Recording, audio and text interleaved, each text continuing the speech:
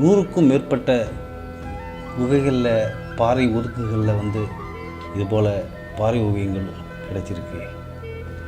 அந்த பாறை ஓவியங்களில் மிக பெரியதும் அதிக அளவு எண்ணிக்கையிலும் உள்ள ஒரு இடம் எதுனா பொறிவரை ஷெல்டர்.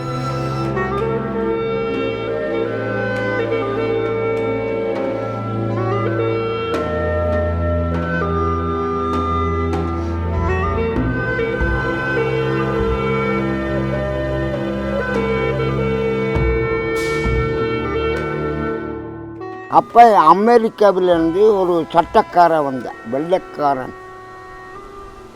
அவன் ஒரு 30 வருஷம் 50 வருஷத்துக்கு முன்னாடியே வந்தேன். இந்த மாதிரி ஒரு கல் பெயிண்டிங் தெரியுமா? எங்கள் அப்பனை கேட்கும் போது இருக்குது, வரைஞ்சிருக்குதா அப்படின்னு. பாறையில் வரைஞ்சிருக்கு. சரி, கூட்டிகிட்டு போனோம். இது ஒரு 3000 வருஷத்துக்கு முன்னால் இது வரையப்பட்ட படம், கல் பெயிண்டிங்.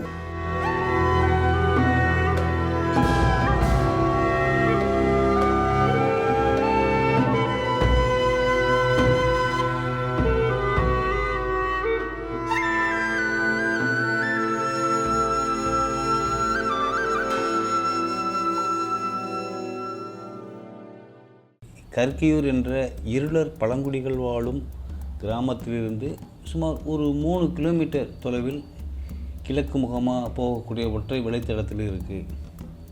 இயற்கையாகவே இந்த இடம் நீர்நிலைகளால் சூழப்பட்ட ஒரு இடம். இந்த ஓவியங்கள் எல்லாமே வெள்ளை மற்றும் சிவப்பு வண்ணங்களால் வரையப்பட்டிருக்கு. வெவ்வேறு காலங்களில் வெவ்வேறு ஓவியர்களால் வரையப்பட்டிருக்கு. அப்புறம் எல்லா பாறை ஓவியங்களுடைய ஒரு பொதுத்தன்மையைப் போலவே இந்த பாறை ஓவியங்களுடைய உச்சியில் பார்த்திங்கன்னா எண்ணற்ற ராட்சத தேன்கூடுகள் இருக்குது. இப்போது இந்த இனக்குழுக்கள் ஒரு மிக உயரமான இடத்தில் ஒரு குகை போன்ற வடிவத்தில் இருந்து கொண்டு விலங்குகளுடைய நடமாட்டம், மற்ற இனக்குழுக்களுடைய நடமாட்டத்தை எளிதாக அவர்களால் கண்காணிக்க முடியும். ஒரு கண்காணிப்பு கோபுரமாகவும் இந்த பாறை ஓவியத்தினுடைய அமைவிடத்தை அவர்கள் பயன்படுத்தியிருக்கிறார்கள். ஒரு உருவம் கையில் ஏதோ வைத்திருப்பது போன்று இருக்கிறது. இதை நாங்கள் ஒரு நரபலி கொடுக்கும் காட்சியாக நாங்கள் பார்க்கிறோம். உருவ பேதங்களை இந்த ஓவியன் அறிந்துள்ளான் என்பதற்கு அவன் ஒரு மாட்டுடன் தனது கண்ணுக்குட்டியும் சேர்த்து அதில் வரைந்துள்ளான். இந்த மாடுகள் யாவும் ஒரு திசை நோக்கி போய்கொண்டிருக்கும் வேளையில் மறுதிசையில் திரும்புமாறு ஒரு மாட்டு ஒன்றினை காட்டியிருப்பார்கள்.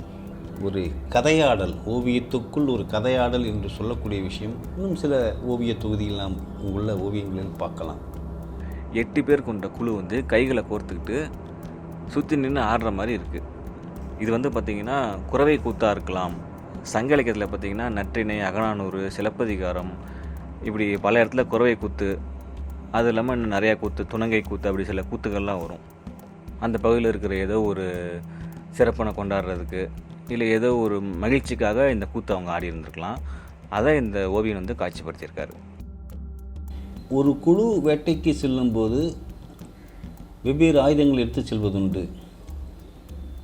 ஒவ்வொரு விலங்கையும் வேட்டையாட வெவ்வேறு வேட்டை முறைகள் உண்டு. ஆகையால் பலவிதமான ஆயுதங்களை கையில் எடுத்து செல்வது ஒரு வழக்கம். அப்படி இந்த இடத்தில் ஒரு குழு 7 பேர் கொண்ட ஒரு குழு ஒரு வேட்டைக்கு போகிறார்கள். சிலர் கையில் பழைதடி போன்ற கருவிகளும், சிலர் கையில் வில்லம்பும், சிலர் கையில் மரத்தடிகளும் காணப்படுகிறது. விலங்கும் ஒரு மனித உருவமும் உறங்கும் நிலையில் காட்டப்பட்டுள்ளது. இது எதிரெதிர் திசையில் இரண்டும் உறங்குவது போல உள்ளது. அந்த விலங்கு என்பது ஒரு வேட்டை நாயாக இருக்கலாம். இப்போ இந்த ஓவியம் எதை குறிக்குது அப்படின்னு பார்த்தீங்கன்னா, இருவேறு இனக்குழுக்கள் குதிரை மீது அமர்ந்து கொண்டு ஆயுதங்களோடு சண்டையிடுவது போன்ற ஒரு காட்சி இங்கே பதிவாயிருக்கு. ஸோ இந்த காட்சி ஒரு இனக்குழு சமவெளி பகுதிகளில் நடந்த ஒரு போர்க்காட்சியை பார்த்து அதை உள்வாங்கி கொண்டு அதை இங்கே ஒரு வெள்ளை வண்ணத்தில் பதிவு பண்ணியிருக்காங்க. இந்த பிரதேசத்துக்கு வெளியே இருந்து வரக்கூடிய பறவைகள் அன்று வாழ்ந்த அந்த ஓவியனுக்கு ஒரு தாக்கத்தை உருவாக்கியிருக்கலாம். அதன் பொருட்டு அவன் கண்ட அந்த அரிய பறவையினை மற்ற ஓவியங்களுடன் சேர்த்து வரைய முற்பட்டிருக்கலாம் என கருதலாம். பாதி மிருக உடலும் பாதி மனித உடலும் இருப்பது போல ஒரு ஓவியம் உண்டு. விலங்கு மனித உருவங்களை வந்து சேர்த்து காணப்படக்கூடிய கதைகளும் புராணங்களும் நமக்கு நிறைய உண்டு. அவன் பார்த்ததை மட்டும் அறியவில்லை, அதையும் தாண்டி பார்த்த 2 உருவங்களை இணைத்து பார்க்கக்கூடிய ஒரு படைப்பாற்றல் மிக்க ஒரு ஓவியன் அங்கு இருந்திருக்கான் என்றது நம்ம உறுதியாக சொல்லலாம். மிக உறுதியான கோடுகளும் வலிமையான ஒரு கோடுகளும் அவனுடன் காணப்படுகிறது. இங்கு கிட்டத்தட்ட 500க்கும் மேற்பட்ட ஓவிய தொகுதிகள் வந்து இருக்குது. கிட்டத்தட்ட ஒரு 10க்கும் மேற்பட்ட ஓவியர்கள் கிட்டத்தட்ட 6-7 வெவ்வேறு காலகட்டங்களில் அவங்க வரைஞ்சிருக்கணும். அவனுக்கு அதை பார்த்து வரையணும் ஒரு இன்டென்ஷன் இருந்திருக்கு, ஒரு தூண்டல் இருந்திருக்கு. அவன் யாருக்காக பதிவு பண்ணான்னு தெரியாது, ஆனால் அவன் என்றைக்கோ எப்போவோ பதிவு பண்ணது இன்றைக்கி அந்த மக்களை நம்ம புரிஞ்சுக்கிறதுக்கு அந்த ஓவியங்கள் தான் இன்றைக்கி சாட்சியாக இருக்குது. இந்த பாறை வந்து நமக்கு ஒரு சாமி மாதிரி சுத்தபத்தம் வந்துட்டு போனேன். யார் வந்தாலும் சரி குப்பை போடாமல் நீட்டாக வந்துட்டு நீட்டாக போயிட்டா ஒரு பிரச்சனை இல்லை. ஓவியம் அழிக்காமல் போயிட்டா ஒரு தப்பு இல்லை.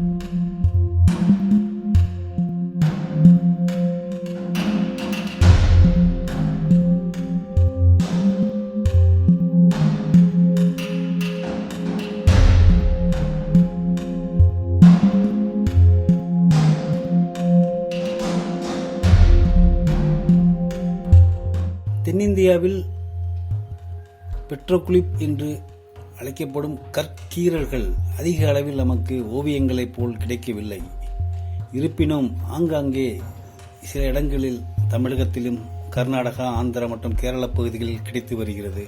அந்த வகையில் இங்குள்ள பெட்ரோக்ளிப் வகையைச் சேர்ந்த கற்கீரல்கள் முக்கியத்துவம் பெற்றது. இங்குள்ள கற்கீரல்களில் பெரும்பாலும் ஜியாமெட்ரிக்கல் பேட்டர்ன், சதுரம், செவ்வகம், முக்கோணம் போன்ற வரைகலைகளை ஒற்றிய வடிவங்கள் அதிக அளவில் காணப்படுகிறது. இந்த இடம் ஒரு சிறிய வாழிடம். வனத்துக்குள் வரும்போது ஒரு தற்காலிகமாக தங்குவதற்காக கிட்டத்தட்ட ஒரு 10-15 பேர் எவ்வளவு பெரிய மழை, வெள்ளம், புயல் எது வந்தாலும் தங்கிக் கொள்வதற்கு போன்ற ஒரு பாதுகாப்பான ஒரு கூடை வரை மாதிரியான இடம் தான் அது. இந்த செதுக்கல் ஓவியங்கள் தான் வந்து மனிதகுல வரலாற்றினுடைய முதல் பதிவுகளாகும். ஒரு கேடயத்தோடு இருக்கக்கூடிய ஒரு மனிதன் மாதிரி, வேட்டைக்கு செல்லக்கூடிய ஒரு ஆண் போன்ற ஒரு உருவத்தையும் வந்து செதுக்கியிருக்காங்க. முழுக்க இது செதுக்கல் ஓவியமாகவே இருக்குது. எங்கேயுமே வந்து வேறு வண்ணங்களில், சிவப்பு அல்லது வெள்ளை வண்ணங்களில் இங்கே வண்ணங்கள் ஓவியங்கள் வந்து இங்கே பார்க்க முடியறதில்ல. இது ஒரு வேட்டை கருவி.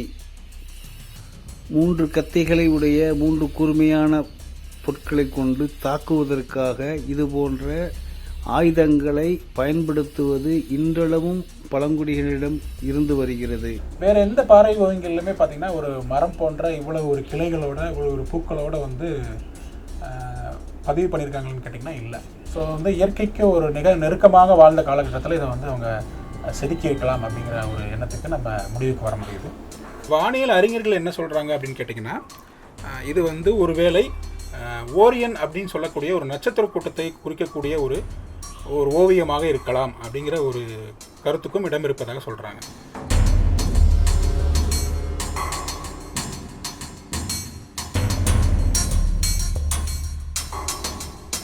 ஒரு ஆண் பெண் உருவங்களை வந்து இவங்க வந்து செதுக்கல் முறையில் வரைஞ்சிருக்காங்க.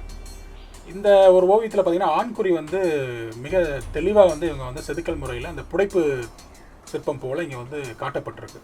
ஒன்று வந்து பாறையை செதுக்கி வரையக்கூடிய ஒரு ஓவியம், மற்றொன்று வந்து பாறையின் செதுக்கலின் மூலமாக தான் முன்னிலைப்படுத்த வேண்டிய விஷயங்களை புடைப்பு சிற்பம் போல் வந்து ஒரு காட்சிப்படுத்துதல். இங்கே வந்து 2 வகையான அந்த ஓவியங்களுமே இங்கே வந்து நம்மளால் பார்க்க முடியுது.